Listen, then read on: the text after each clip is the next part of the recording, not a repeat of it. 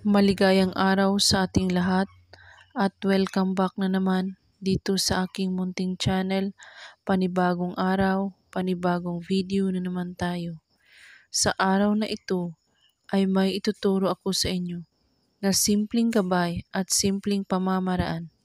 At kung baguhan ka sa channel na ito, ay huwag kalimutang mag-subscribe at i-click ang notification bell para lagi kayong updated sa mga bago kong videos na i-upload.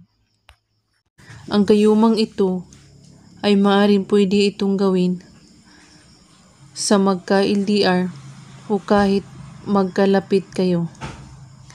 Ang kailangan ay buo ang inyong paniniwala sa inyong gagawin at magko-concentrate at walang ibang iniisip kundi ang inyong gagawan ng ritual. At paalala lang po, huwag ninyo itong gawin sa masama o paglalaruan ang isang tao.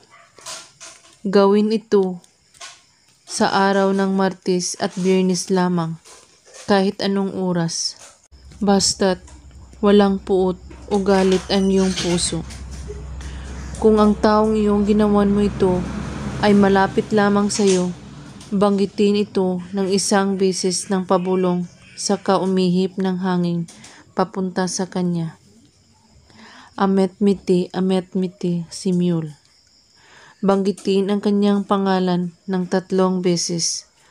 At kung kayo ay magka-LDR na naman, banggitin ang mga salitang ito ng 10 beses.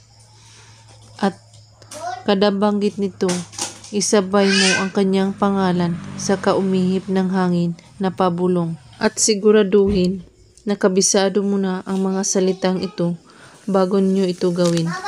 Gawin lang ito na may taos-pusong paniniwala at walang ibang iniisip at pagdududa.